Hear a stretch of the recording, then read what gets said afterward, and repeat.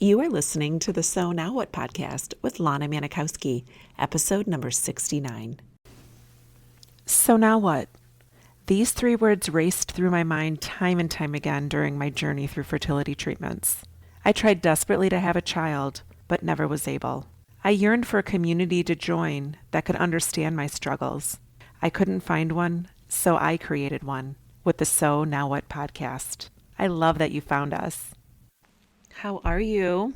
I've been thinking about you all week and so excited to share this week's episode with you because it is such an enlightening moment that I recently had. And I wanted to find the right words and opportunity to share this concept with you. There is so much of our life that is amazing.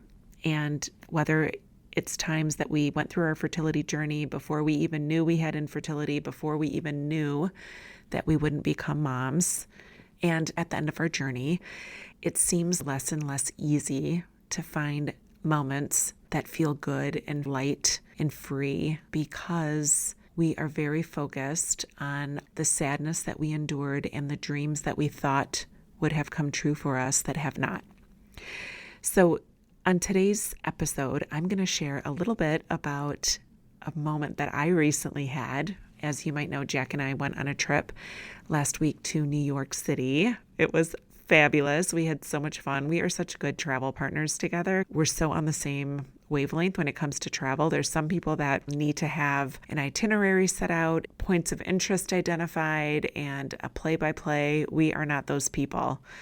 As long as we found a place to lay our heads at night and maybe one or two highlights throughout the vacation, we are so cool with that. I love that we've found that adventure together. Before I get into what happened in New York, I first want to ask if you are ready to make room for your amazing life. If you are ready to live a childless life that feels amazing and doesn't have to feel temporary, that amazingness is here to stay and you're ready to really lean into a life that you want to take ownership of the greatness it contains. There's things that I've noticed many people do.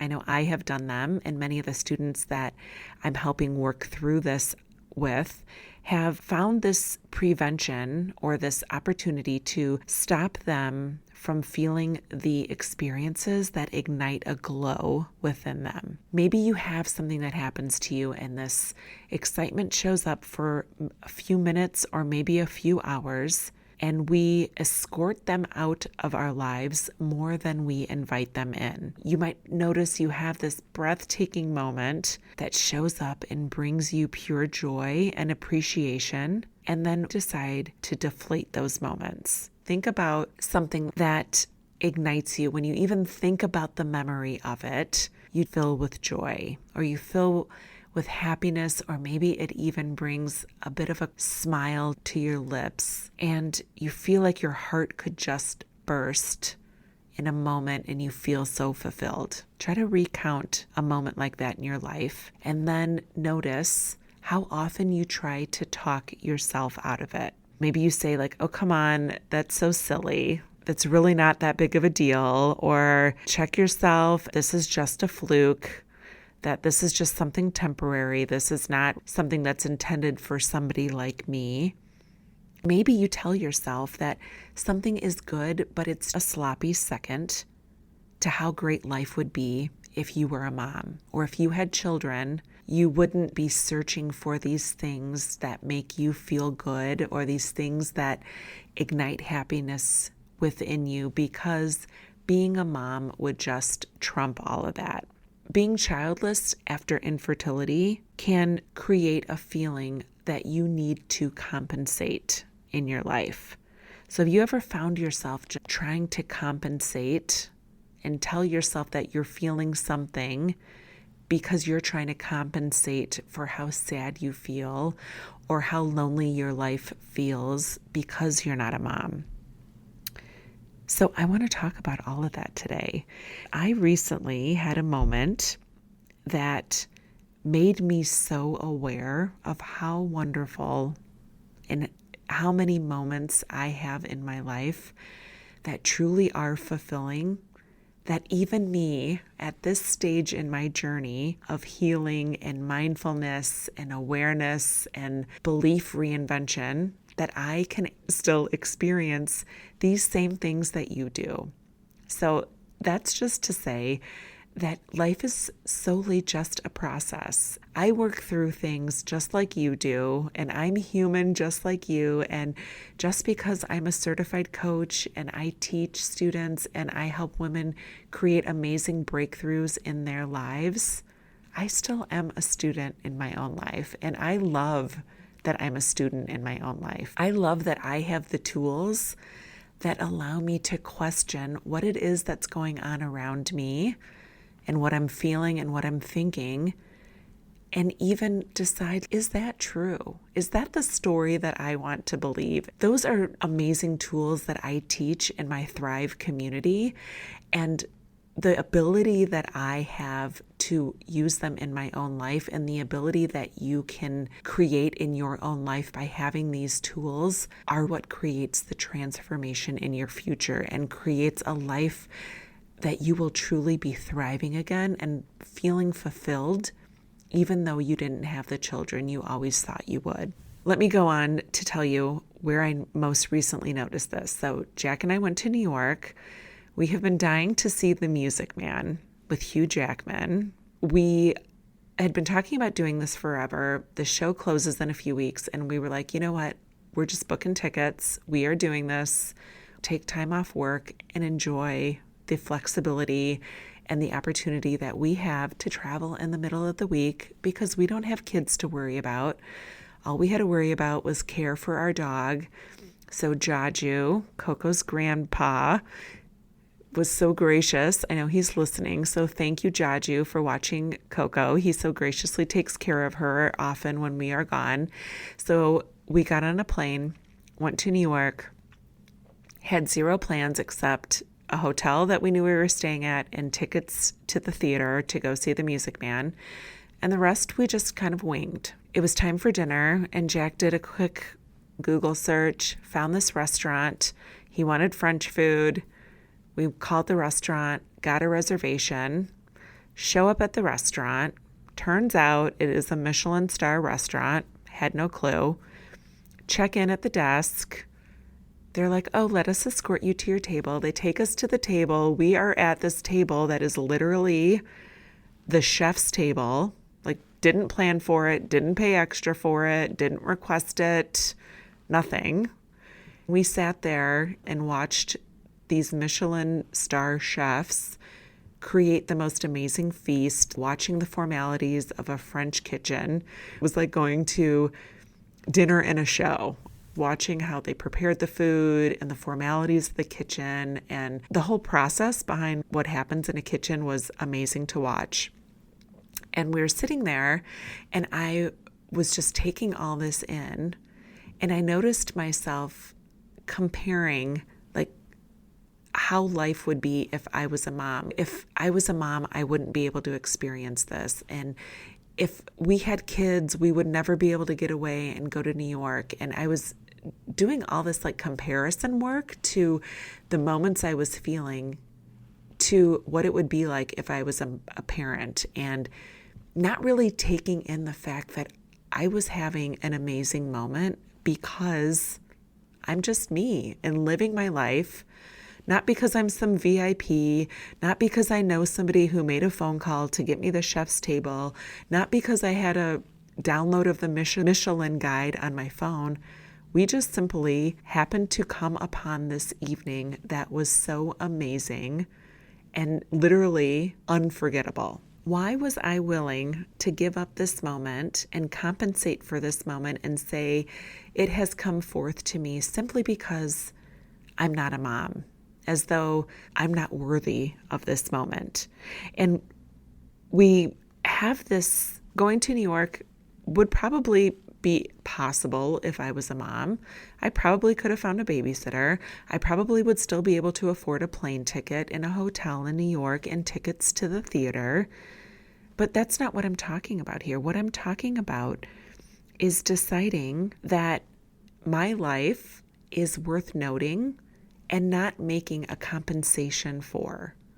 And so many of our experiences that we have, we decide that they are compensations for us not being able to become a parent or not being able to have children. And why that happens, I believe, is because we have this primal brain that has been designed to protect us from feeling the ebbs and flows of emotion, especially when we've been going through fertility treatments and it has been an emotional roller coaster for us for so long. Our brain is just constantly trying to keep us safe and keep us emotionally steady. We wanted to diminish those peaks and valleys in our emotions when we were waiting for a phone call from our IVF nurse, when we were waiting for our labs, or how many eggs were retrieved during a retrieval. There's nonstop things that our brain has been trying to prevent us from having too many ebbs and flows in our emotions, and we just want to not notice the wonderful things that we experience in our life.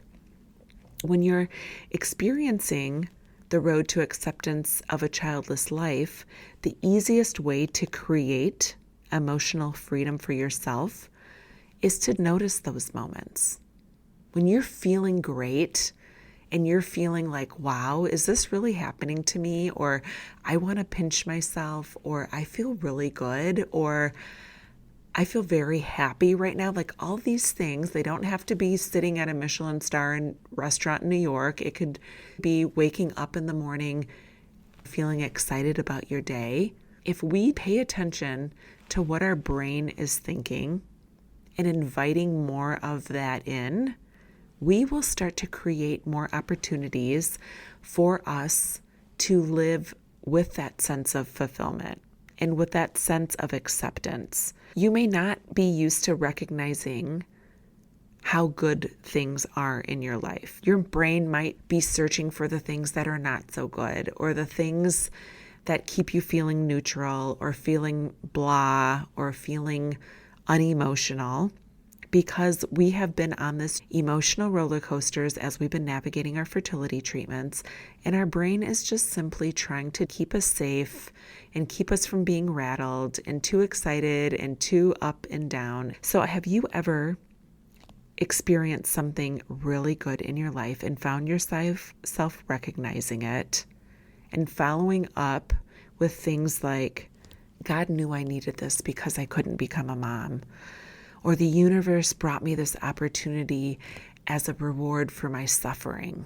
It sounds so noble and it sounds so fulfilling, but what if your life didn't have to be a compensation? Imagine the ease you would feel if you believe that God gave you an experience simply because you are you. How much more would you savor your joyful moments if they weren't conditional and they weren't a compensation for something that you don't have? Could you imagine feeling ownership over the life that you have because you are you? Because you are a human on this earth who wakes up every day searching fulfillment in your joy just by being you.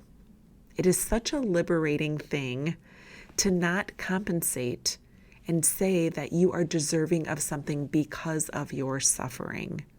And I know that might be a story that your brain has been trying to tell you for a really long time, but it is a story that you can choose right now today not to believe any longer. You can believe that you are worthy of these special moments of your life, of the happiness that you feel and the ease that you feel. Stop and recognize those moments and lean into them. What gives you that joy? What are you doing when you feel that happiness? When you feel that ease? When you feel that pride?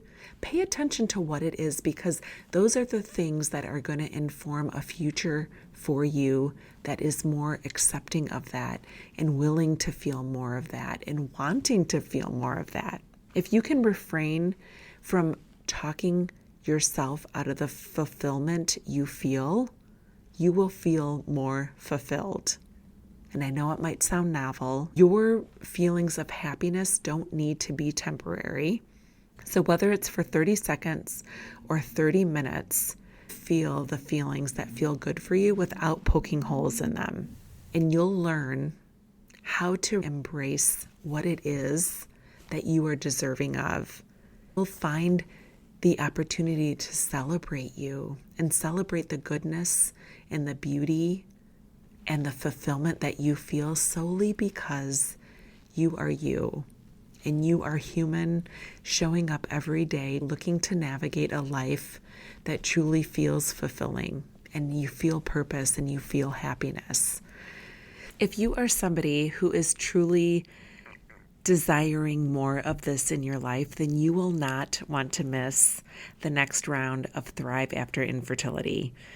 Thrive After Infertility is a customized 12-week small group program for women like you who desire more in their life, women like you who want to feel fulfilled again, and women like you who know that this life of feeling less than and lacking is not who they want to continue being in their future. I would love for you to be part of Thrive. It is truly transformational and will bring you the joy and the freedom I know you are so searching to achieve. So have a beautiful week. I love you. And remember, it is never too late to discover your meaning. I'll talk to you next week.